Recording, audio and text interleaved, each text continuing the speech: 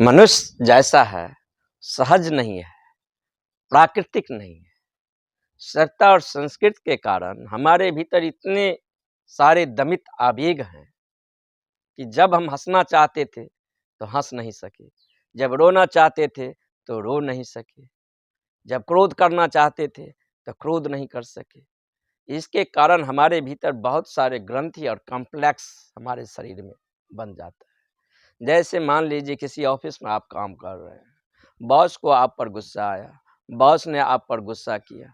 जब बॉस आप पर गुस्सा किया तो प्रतिक्रिया तो निश्चित होगा, एक चेन रिएक्शन होगा, हमारे भीतर भी गुस्सा होगा। लेकिन मैं बॉस पर गुस्सा नहीं कर सकता हूँ, लेकिन ऊर्जा जो है सो जन्म ले लिया है, हमारे भीतर क्रोध का जन्म हो गया है। मैं उसे बाहर अभिव्यक्त के लिए सत्ता और संस्कृति के कारण जो है सो रोक रहा हूँ, हम बाहर उसे अभिव्यक्त दे नहीं रहे हैं। ये बात ऐसा हुआ है कि किसी पॉट में हम जो है सो पानी गर्म करने के लिए रख दिए हैं, पॉट का ऊपर का पर्त जो है सो बंद कर दिए हैं और नीचे से ईंधन हम डाल रहे हैं, तो क्या होगा? अगर भाप निकलने का द्वारा नहीं होगा तो बर्तन विस्फोट कर जाएगा।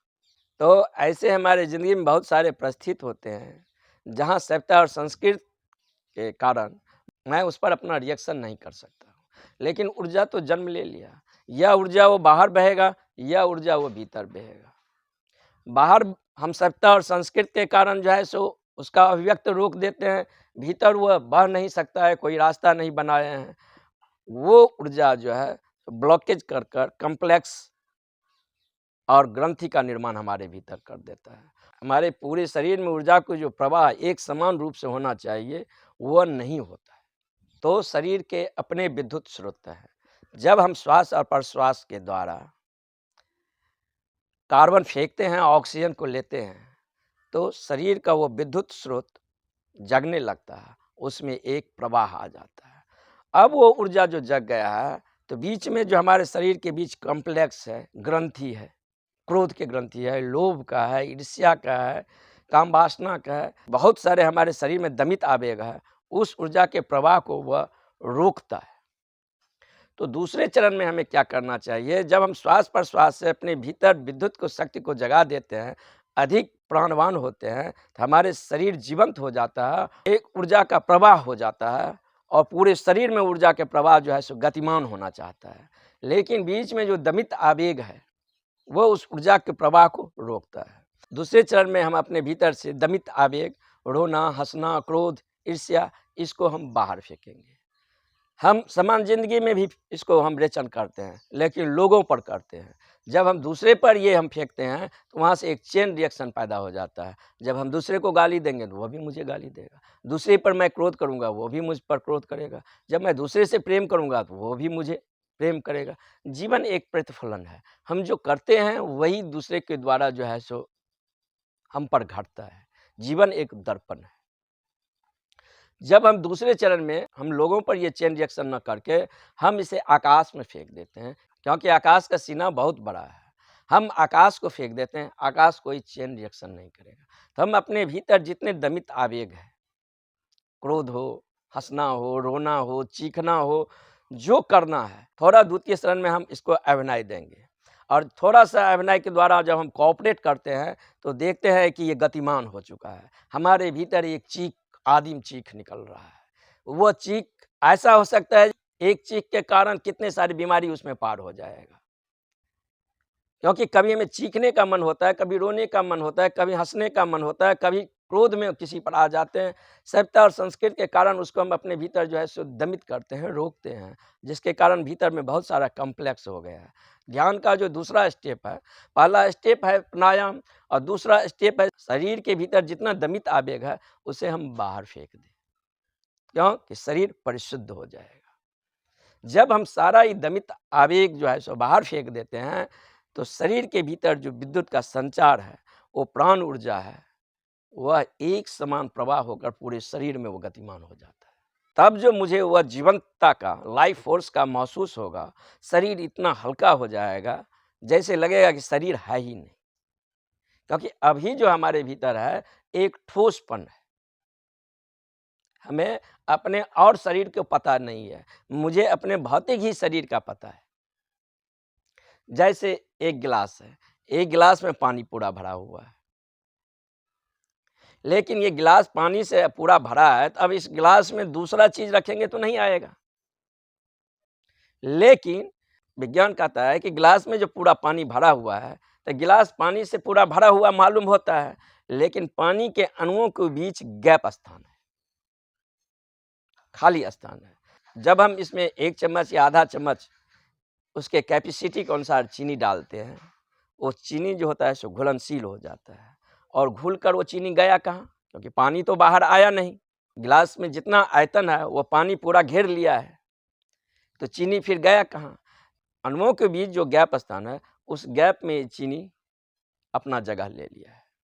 तो हमारे इस शरीर में जो गैप है, पहले शरीर के अणुओं के बीच गैप है, उस गैप में हमारा दूसरा शरीर प्लांट हो चुका है, ईथरिक बॉडी। ईथरिक बॉडी यानी भाव शरीर कहा जाता है। उसमें हमारा बहुत सारे दमित आवेग है। द्वितीय चरण में इन सारे दमित आवेगों को हम आकाश में फेंक देते हैं। हम ज़्यादा हल्का, ज़्यादा सरस और ज़्यादा ऊर्जावान अपने आप को महसूस होता है।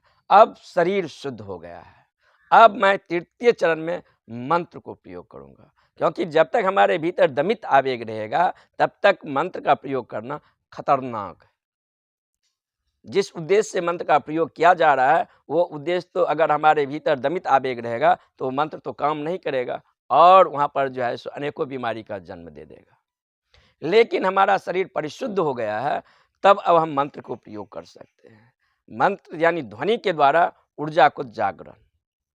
अब जैसे पहले मान लीजिए, पहले एक मंत्र था ओम।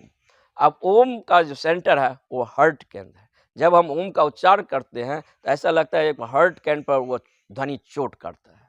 लेकिन पहले आदमी जो थे से हार्ट केंद्रित था, तो इसीलिए वो हार्ट केंद्रित था, तो ऊर्जा का स्रोत वही बिंदु था, तो वहीं से ऊर्जा को जगाना है, तो कौन सा ध्वनि उसके लिए उपयुक्त होगा? तो उसके लिए जो ध्वनि था सो ओम का प्रयोग किया गया था, क्योंकि उसी ध्वनि से ऊर्जा पर हैमरिंग किया जाएगा। ध्वनि की चोट से ऊर्जा पर जब हैमरिंग करेंगे तो ऊर्जा जगेगा, क्योंकि बड़े-बड़े मकान, पुल, इस सब को जो विस्फोट किया जाता है डायनामाइट या बम के द्वारा, वो है क्या चीज़? एक ध्वनि। एक ध्वनि को खास डेंसिटी में जब हम प्रयोग करते हैं, तो बड़े-बड़े इमारत जो है सो मिट्टी में मिल जाता है। एक ध्वनि को जब हम किसी खास दिशा में प्रयोग करते हैं, तो बड़े-बड़े पुल जो है खंडहर बन जाते हैं। इसीलिए सैनिकों को पुल पर क्रॉस करते समय एक ताल में चलने के लिए मना कर दिया गया है, क्योंकि सैनिक जब चलते हैं एक ताल में, तो उससे एक स्वर पैदा होता है, और स्वर इतना खतरनाक है जो कि पुल पर से अगर गुजरेंगे, तो कितने पुल पर से सैनिक जब गुजरते हैं तो वो पुल जो है सो गिर गया है। तो ध्वनि विज्ञान का अपना चोट है। तो जब हम द्वितीय चरण में शरीर हमारा शुद्ध हो गया है, तो अब हम ध्वनि को प्रयोग कर सकते हैं। मनुष्य अब हृदय केंद्रित नहीं रह गया है, अब मनुष्य सेक्स केंद्रित हो गया है। उसका पूरा एनर्जी है सो मूलाधार पर आ गया है, तो उसका ऊर्जा अब जहाँ पर है वहीं पर अब चोट किया जाएगा। तो अब ओम का जो मंत्र है वो काम नहीं देगा। तब इसके लिए सूफी ने जो है सो हुश शब्द का उच्चारण किया है। जब हुश शब्द को हम जोर से हैमरिंग करते हैं, जितने जोर से ताकत हो उतनी जोर से जब हम हैमरिंग करते हैं, तो मूलाधार पर जब वो चोट करता है वो ध्वनि, तो वहाँ से ऊर्जा जो है सो जगना शुरू हो जाता है, और ऊर्जा जगकर जो है सो ऊपर हॉरिजेंटल एक्सेस न गति कर कर वर्टिकल एक्सेस में ऊर्ध्वरेतस गति करता है।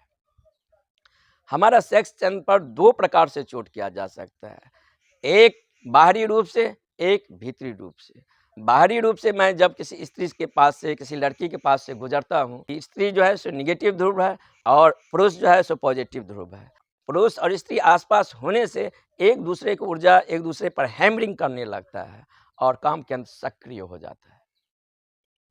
ये बाहर से जब किसी स्त्री को या काम वासना संबंधी कोई चीज़ पढ़ते हैं या देखते हैं, तो हमारे भीतर जो है सो वो एनर्जी सक्रिय हो जाता है। बाहर से जब काम वासना पर चोट पड़ेगा तो एनर्जी बाहर की ओर गतिमान होगा, लेकिन भीतर से जब काम वासना की एनर्जी को चोट पहुंचेगा तो एनर्जी भीतर की ओर गतिमान होगा। तो तीसरे चरण में हम महामंत्र हु का प्रयोग करते हैं और उसे बहुत जोर से करते हैं। जितने जोर से हम उसे हैमरिंग करते हैं, वह एनर्जी जो है सो कुंड मारकर परत बाय परत वह सोया हुआ है, तो वहाँ से वो एनर्जी है तो जागना शुरू हो जाता है। जब वहाँ से वो एनर्जी जागता है तो बाहर से ये चोट किया नहीं गया है, ये चोट भीतर से है, तो एनर्जी जो है सो हॉरिजेंटल एक्सेस न गति कर कर वर्टिकल एक्सेस में जो है सो ऊपर की ओर यात्रा कर देता है। यही कुंडली जागरण हो गया। चौथा चरण ध्यान है।